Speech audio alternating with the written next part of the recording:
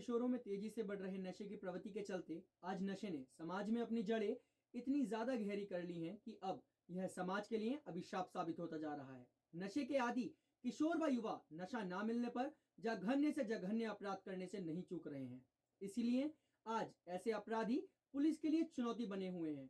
नशा धीरे धीरे काल बनता जा रहा है। इसकी वजह समाज में ऐसे लोग जिम्मेदार हैं जो चंद पैसों के लालच में युवाओं और किशोरों को नशे के इंजेक्शन, कैप्सूल आदि बेच रहे हैं और उनके जीवन को गर्त डालने का काम कर रहे हैं। खासकर कुछ ऐसे दवा व्यापारी जो इन दवाओं के दुष्प्रभाव को जानते हुए भी देश की युवा पीढ़ी को नशा बेच रहे हैं।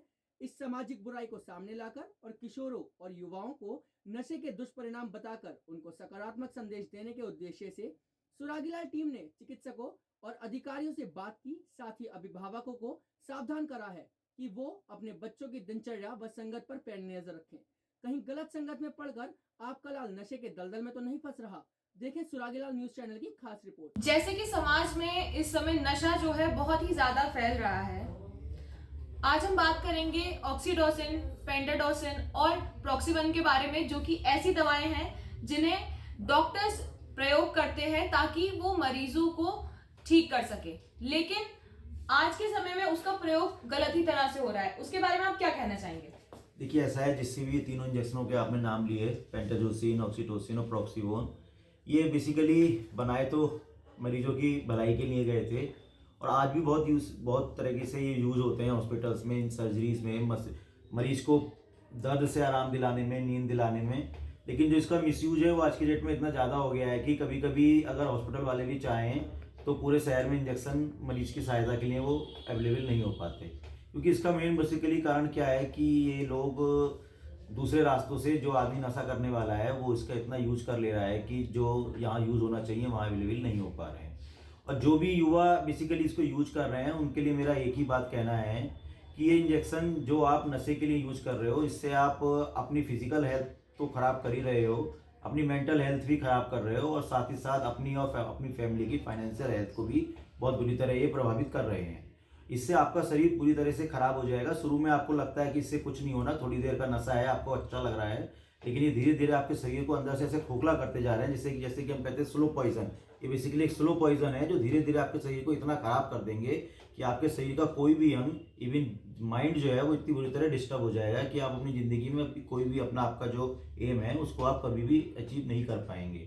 तो मेरा कहना बेसिकली ये है आप लोगों को, जो भी इसको देख रहे हैं, दर्शक इसको देख रहे हैं, कि अगर आप या आपके आमने सामने, आपके पास पड़ोस में कोई भी आदमी इस तरह के इंजेक्शनों को लेता हुआ आपको पता है कि वो ले रहा है, तो आप कृपया उसको समझाने की कोशिश करें, क्योंकि ये उसके साथ साथ उसकी पूरी फैमिली का फ्यूचर एक तरह से पूरी तरह से खराब कर देगा।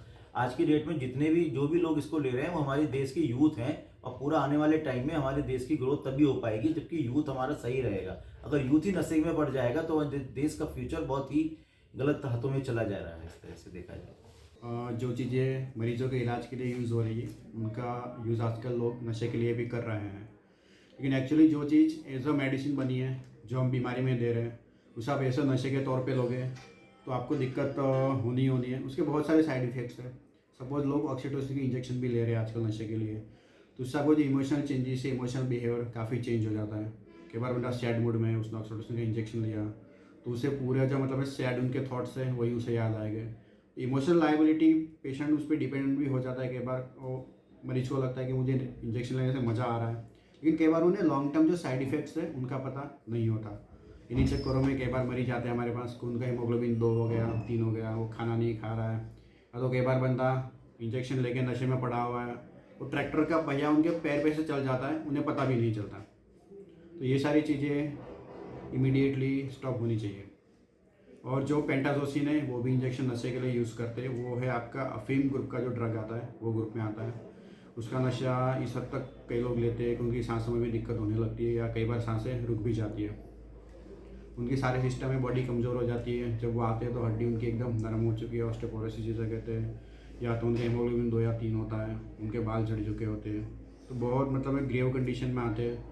मरीज़ तो परेशान होता ही होता है, साथ में उनके बीवी बच्चे, उनके परिवार वाले जो तो ज़्यादा परेशान होते हैं। और नशे से महंगा नशे का इलाज है।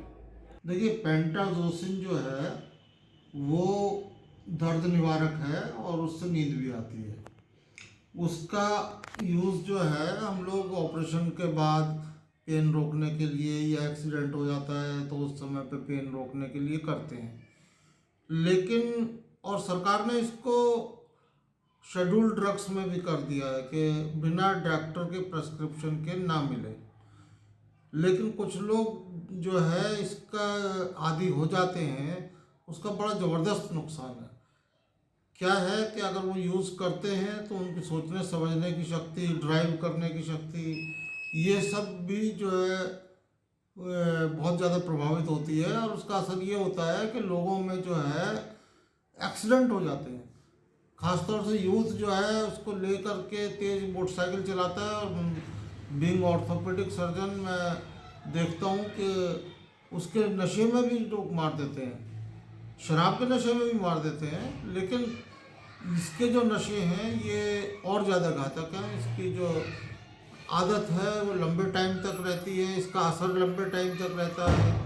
मालूम पड़ा 4-6 घंटे तक उसका असर है और उसके बाद दोबारा लगा लिया तो पूरी ज़िंदगी सारा ऐसे ही बीत जाती है। तो मेरे हिसाब से यूथ को जो है इस सब से बहुत दूर रहना चाहिए।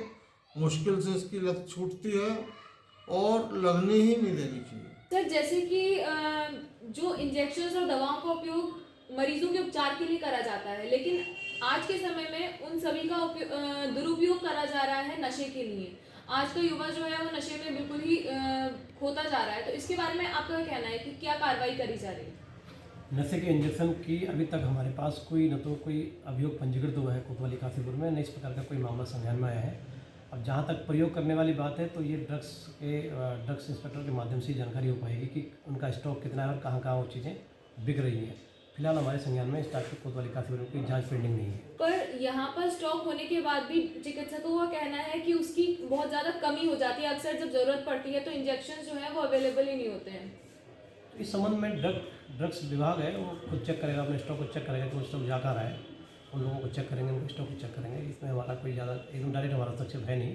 फिर भी मेरे संज्ञान में यदि कोई मैटर आता तो मैं ड्रग इंस्पेक्टर से बात करके इस चीज़ को इसकी जाँच करवाएंगे। आप यूथ को क्या संदेश देना चाहेंगे? देखो, यूथ का संदेश यदि नशे के रूप में आप मुझे पूछना चाह रहे हैं तो नशे में तो कोई भी नशा, किसी भी प्रकार का नशा हमेशा यूथ के लिए खतरनाक ही होता है।